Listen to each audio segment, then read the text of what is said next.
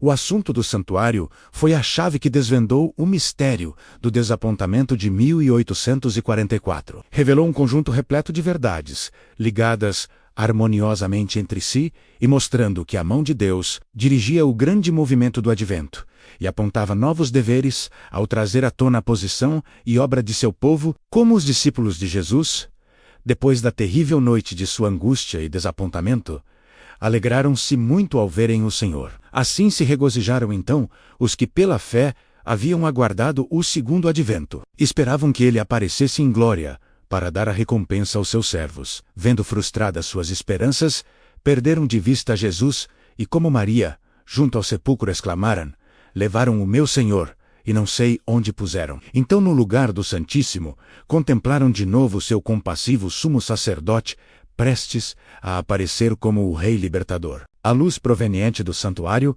iluminou o passado, o presente e o futuro. Souberam que Deus os havia guiado por sua providência infalível. Se bem que, como aconteceu aos primeiros discípulos, não compreendessem a mensagem por ele mesmo comunicada, era essa, no entanto, correta a todos os respeitos. Proclamando-a, tinham cumprido o propósito de Deus e seu trabalho não havia sido em vão. De novo gerados para uma nova esperança, regozijavam-se com um gozo inefável e gozo glorioso. Que lindo pensar sobre isso, né? Agora eu vou ler para você uma parte do livro Grande Conflito, que dá para nós uma impressão sobre isso que acabamos de ver. Tanto a profecia de Daniel 8:14 até 2300 tardes e manhãs e o santuário será purificado, como a mensagem do primeiro anjo. Temei a Deus e dai-lhe glória, porque é vinda a hora do seu juízo. Indicava o ministério de Cristo no lugar santíssimo, o juízo investigativo e não a vinda de Cristo, para resgatar seu povo e destruir os ímpios.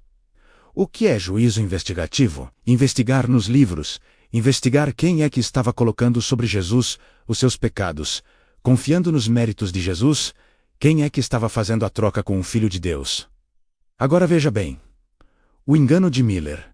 O engano fora, não na contagem dos períodos proféticos, mas nos acontecimentos a ocorrer nos fins dos 2300 dias. Guilherme Miller pensava que este santuário era a terra, que na verdade o santuário, que Jesus entrou em 1844, não foi da terra, que ele começou a limpar e a purificar não era da terra, era do céu. Por este erro, os crentes sofreram desapontamento.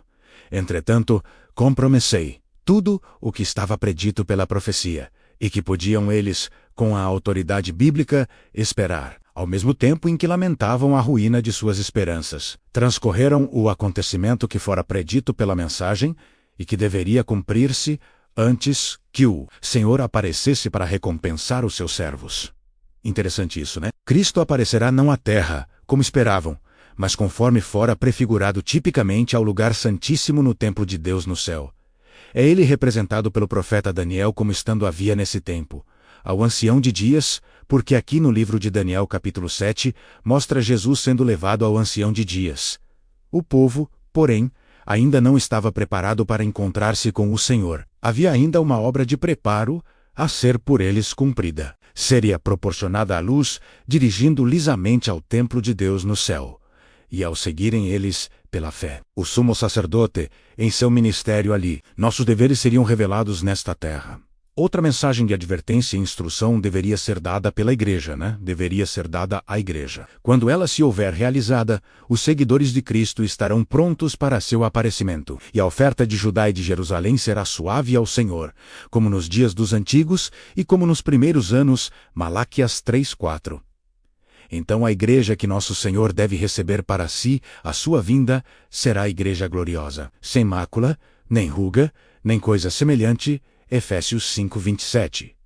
Então, ela aparecerá como a alva do dia, formosa como a lua, brilhante como o sol, formidável como um exército com bandeiras. Cantares capítulo 6, verso 10 diz: o profeta quem suportará o dia da sua vinda, e quem subsistirá quando ele aparecer? Porque ele será como fogo de lourives, e como sabão dos lavandeiros. E assentar-se-á afinado e purificado a prata, e purificará os filhos de Levi, e os afinará como ouro e como prata. Então, ao Senhor trarão ofertas em justiça. Malaquias 3:12-3. os que estiverem vivendo sob a terra, quando a intercessão de Cristo cessar no santuário celestial, prestem atenção, sem mediador, estarem em pé na presença do Deus Santo. Suas vestes devem estar imaculadas. O caráter liberto de pecado pelo sangue da aspersão. Mediante a graça de Deus e seu próprio esforço diligente, devem eles ser vencedores na batalha contra o mal. Enquanto o juízo investigativo prosseguir no céu, enquanto os pecados dos crentes arrependidos estão sendo removidos do santuário, deve haver uma obra especial de purificação ou de afastamento do pecado entre o povo de Deus e a terra. Essa é a obra, é mais claramente apresentada nas mensagens do capítulo 14 de Apocalipse. Observe o que eu te dizer. Enquanto Jesus purifica o santuário do céu, nós devemos receber purificação no santuário da terra. Nós somos o santuário do Deus vivo. Lembra o Senhor Jesus, quando diz, o Deus eterno diz, vós sois o templo de Deus. Não sois de vós mesmos. Vocês são o templo de Deus. Purificação lá e purificação aqui. Além da vinda do Senhor ao seu templo, Malaquias também prediz o segundo advento, sua vinda para a execução do juízo. Nessas palavras, enxergar-me-ei a vós para juízo, serei uma testemunha veloz contra os feiticeiros, contra os adúlteros e contra os que juram falsamente, contra os que defraudam jornaleiros, contra os que pervertem o direito da viúva, do órfão, do estrangeiro. E não me temem, diz o Senhor dos Exércitos. Malaquias 3:5. A mesma cena de Judas, quando diz, eis que é vindo o Senhor com milhares de seus santos, para fazer juízo contra todos, e condenar entre eles todos os ímpios por todas as suas obras. São acontecimentos distintos. Denar de entre eles todos os ímpios, por todas as suas obras de impiedade. Judas 14:15. Essa vinda e a vinda do Senhor ao seu templo são acontecimentos distintos e separados. A vinda de Cristo ao lugar santíssimo, como o nosso sumo sacerdote, para a purificação do santuário. Aqui se faz referência, em Daniel 8:14, a vinda do Filho do Homem ao Ancião de Dias, conforme se acha apresentada em Daniel 7:13, e a vinda do Senhor ao seu templo, predita por Malaquias, são descrição do mesmo acontecimento. E isso é também representado pela vinda do esposo ao casamento, descrita por Cristo na parábola das 10 virgens, Mateus 25. A proclamação, aí vem o esposo, foi feita no verão de 1844, Desemvalvarimsei, então, as duas classes representadas pelas virgens prudentes e as loucas. Uma classe que aguardava com alegria o aparecimento do Senhor, e que estivera diligentemente preparando para encontrar, e outra classe que, influenciada pelo medo e agindo por um impulso do momento, se satisfizera com a teoria da verdade, mas estava destituída da graça de Deus. Na parábola, quando o esposo veio, as que estavam preparadas entraram com ele para as bodas. A vinda do esposo aqui referida ocorre antes das bodas. O casamento representa a recepção do reino por parte de Cristo. A Santa Cidade é Nova Jerusalém, que é a capital, representa o reino. E a chamada esposa, mulher do Cordeiro, disse o anjo a João, vem mostrar-lhe a esposa, mulher do Cordeiro. Elevou-me em espírito, diz o profeta, e mostrou-me a grande cidade, a Santa Jerusalém, que de Deus descia do céu. Apocalipse 21, 9 e 10. Claramente, pois, a esposa representa a Santa Cidade, e as virgens, que saem ao encontro do esposo, são símbolos da igreja. No Apocalipse é dito que o povo de Deus são os convidados à ceia das bodas. Apocalipse 19, 9. Se são convidados, não podem ser também representados pela esposa. Cristo, conforme foi declarado pelo profeta Daniel, receberá do ancião de dias, no céu, o domínio, a honra, o reino, receberá Nova Jerusalém, a capital de seu reino, adereçada como uma esposa traviada para seu marido. Daniel 7, 14 e Apocalipse 21, 2. Tendo recebido o reino, ele virá em glória como Rei dos Reis, Senhor dos Senhores, para a redenção do seu povo, e deve assentar-se como com Abraão, Isaque e Jacó, à sua mesa, em seu reino. Mateus 8, 11 e Lucas 22:30, a fim de participar da ceia das bodas do Cordeiro. Eu vou ler para você uma parte disso. A proclamação: ali vem o esposo. Não para a terra como o povo esperava, mas ao ancião de dias.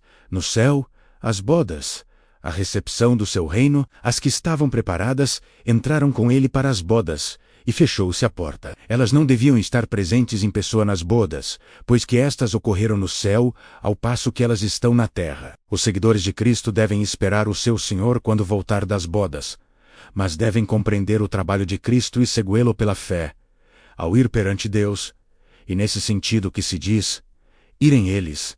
As bodas, presta atenção, as bodas acontecem enquanto Jesus está no céu. Nós estamos na terra. Olha que coisa interessante. Mas nós o seguimos pela fé, junto com ele, neste momento. Nós estamos de olho nele, lá no lugar santíssimo. Pela fé que nós estamos lá, alguém diz, isso é muito interessante. Na parábola, as que tinham óleo em seus vasos, com as lâmpadas, foram as que entraram para as bodas. Os que com conhecimento das verdades pelas Escrituras também tinham o Espírito e a graça de Deus, e que na noite de sua amarga prova esperavam pacientemente, examinando a Bíblia, a fim de obterem mais clara luz. Esses viram a verdade relativa ao santuário celestial e a mudança no ministério do Salvador, e pela fé, o acompanharam em sua obra naquele santuário. Todos os que, mediante o testemunho das Escrituras, aceitam as mesmas verdades, seguindo a Cristo pela fé, ao entrar ele. A presença de Deus, para efetuar a última obra da mediação, e para, no final dela, receber o seu rei. Todos esses são representados como estando aí as bodas. A mesma figura do casamento é apresentada na parábola do capítulo 22 de Mateus, onde claramente se representa o juízo de investigação, como ocorrendo antes das bodas. Previamente às bodas, vem o rei para ver os convidados. Mateus 22, 11, a fim de verificar se todos têm trajes nupciais, vestes imaculadas, do caráter, lavadas e embranquecidas no sangue do Cordeiro. O que é encontrado em falta é lançado fora, mas todos os que, sendo examinados, se verificaram em terem vestes nupciais, são aceitos por Deus e considerados dignos de participar de seu reino, e assentar-se em seu trono. Esta obra de exame de caráter, para determinar quem está preparado para o reino de Deus, é a obra do juízo de investigação, obra final do santuário no céu. Quando a obra de investigação se encerrar, examinados e decididos os casos dos que em todos os séculos professaram ser seguidores de Cristo, então, e somente então, se encerrará o tempo de graça, fechando-se assim a porta da misericórdia. Assim, esta breve sentença, as que estavam preparadas entraram com ele para as bodas, e fechou-se a porta. Nos conduz, através do ministério final do Salvador, ao tempo em que se completará a grande obra da salvação do homem. No cerimonial do santuário terrestre, que, conforme vimos na lição passada, é uma figura do serviço do santuário celestial, quando o sumo sacerdote, no dia da expiação, entrava no lugar santíssimo, cessava o ministério do primeiro compartimento. Deus ordenara, e nenhum homem entrará na tenda da congregação quando ele entrar a fazer propiciação do santuário, até que ele saia. Levítico 16, 17. Assim, quando Cristo entrou no lugar santíssimo para efetuar a obra final da expiação, terminou-se o ministério do primeiro compartimento. Mas quando o ministério do primeiro compartimento terminou, iniciou-se do segundo compartimento, quando, no cerimonial típico, o sumo sacerdote deixava o lugar santo. No dia da expiação, entrava perante Deus para apresentar o sangue da oferta pelo pecado em favor de todos os israelitas que verdadeiramente se arrependiam de suas transmissões. Assim, Cristo apenas completara uma parte de sua obra como nosso intercessor para iniciar outra e ainda empleiteia com seu sangue perante o Pai em favor dos pecadores. Esse assunto não foi entendido pelos adventistas em 1844. Depois de passar o tempo em que era esperado o nosso Salvador, acreditavam, estes ainda, estar próximo à sua vinda. Mantinham a opinião de haverem chegado a uma crise importante e de que cessaram a obra de Cristo como intercessor de homens perante Deus. Por Echoli ser ensinado na Escritura Sagrada que o tempo de graça do homem terminaria em pouco tempo antes da segunda vinda do Senhor, nas nuvens dos céus. Isso parecia evidenciar-se das passagens que indicam o tempo em que os homens iam procurar bater e clamar à porta da graça. Mas essa não se abrirá. E surgiu entre eles a questão de saber se a data que se haviam guardado a vinda de Cristo não marcaria porventura o começo desse período, que deveria preceder imediatamente a sua vinda. Tendo dado a advertência da proximidade do juízo, sentiam que sua obra em favor do mundo se achava feita, e não mais sentiam o dever de trabalhar pela salvação dos pecadores. Enquanto o escárnio ousado e blasfemo dos ímpios lhe parecia outra evidência de que o Espírito de Deus se retirava dos que rejeitavam misericórdia divina. Tudo isso os confirmava na crença de que o tempo da graça findara, ou, como eles então exprimiam, a porta da graça se fechara. Vou ler mais um pedaço do grande conflito aqui para você entender.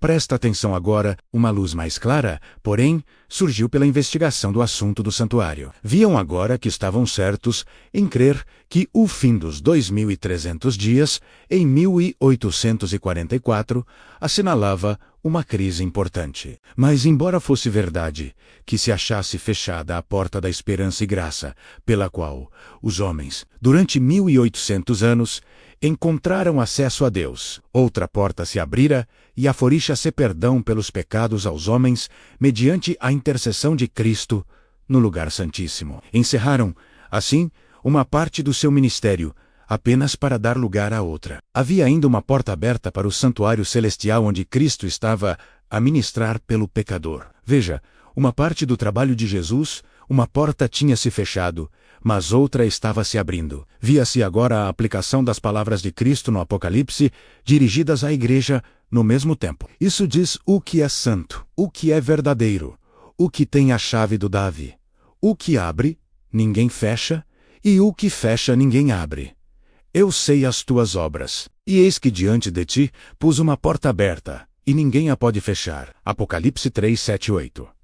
Os que pela fé seguem a Jesus no grande obra da expiação, recebem os benefícios de sua mediação em seu favor, enquanto os que rejeitam a luz apresentada nesse ministério não são por ela beneficiados. Os judeus que rejeitaram a luz dada por ocasião do primeiro advento de Cristo e se recusaram a crer nele como Salvador do mundo, não poderiam receber o perdão por meio dele. Quando o Ressus, depois da ascensão pelo seu próprio sangue, entrou no santuário celestial, a fim de derramar sobre os discípulos as bênçãos de sua mediação. Os judeus foram deixados em completas trevas, continuando com sacrifícios e ofertas inúteis. O ministério dos tipos e sombra cessara. A porta pela qual anteriormente os homens encontravam acesso a Deus não mais se achava aberta. Recusaram-se os judeus a buscá-lo pelo único meio que, porque poderiam então ser encontrados pelo ministério no santuário celestial, não alcançaram comunhão com Deus. Para eles, a porta estava fechada. Não conheciam a Cristo como o único verdadeiro sacrifício e o único mediador entre Deus.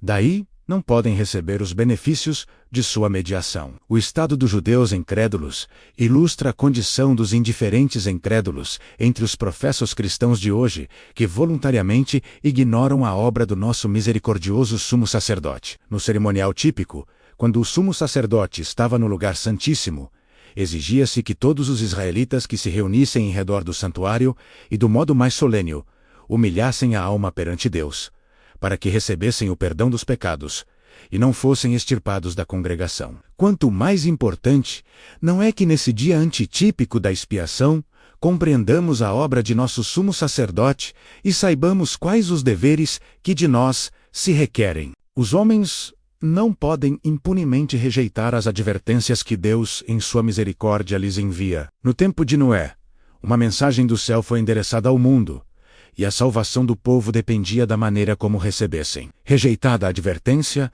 o Espírito de Deus foi retirado da raça pecadora e pereceram nas águas do dilúvio. Nos dias de Abraão, a misericórdia cessou de contender com os culpados habitantes de Sodoma. Lembra disso? E todos, com exceção de Ló, esposa, e as 2 filhas, foram consumidos pelo fogo enviado do céu. Assim foi nos dias de Cristo, o Filho de Deus, declarar aos judeus incrédulos naquela geração: vossa casa vos ficará deserta. Mateus 23:1 e 8. Olhando através dos tempos para os últimos dias, o mesmo poder infinito declara a respeito dos que não receberam amor de verdade para se salvarem. Por isso, Deus lhes enviará a operação do erro, para que creiam na mentira, para que sejam julgados todos os que não creram na verdade. Antes, tiveram prazer na iniquidade. Segundo Tessalonicenses 2:10-12. Sendo rejeitados os ensinos da palavra de Deus, Deus retira o seu espírito e os deixa entregues aos enganos que amam. Cristo, porém, intercede ainda em favor do homem. Posto que isso não fosse a princípio compreendido pelos adventistas, tornou-se mais tarde tão claro ao começarem a desvendar-se as passagens que definem a sua verdadeira posição. O transcurso do tempo em 1844 foi seguido de um período de grande prova para os que mantinham a fé no advento. Seu único alívio, no que dizia respeito a determinar sua verdadeira posição, era a luz que lhe dirigia o Espírito ao santuário celestial. Alguns renunciaram à fé na contagem anterior dos períodos proféticos e atribuíram a forças humanas ou satânicas a poderosa influência do Espírito Santo que acompanharam o movimento adventista. Outra classe sustentava firmemente que o Senhor os guiara na experiência que passaram. E como esperassem, vigiassem e orassem,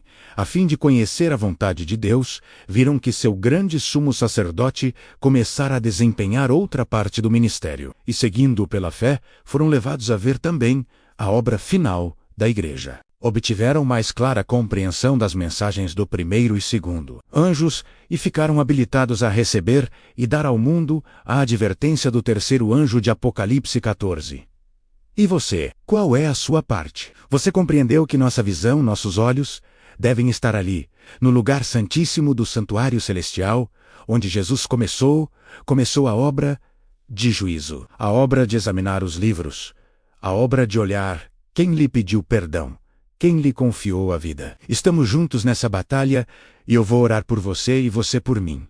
Vou orar com você. Santo Deus e amado Pai, louvado seja o teu nome. Eu envio pela fé essa oração para o lugar santíssimo do santuário celestial, onde Jesus, nosso Redentor, está por nós.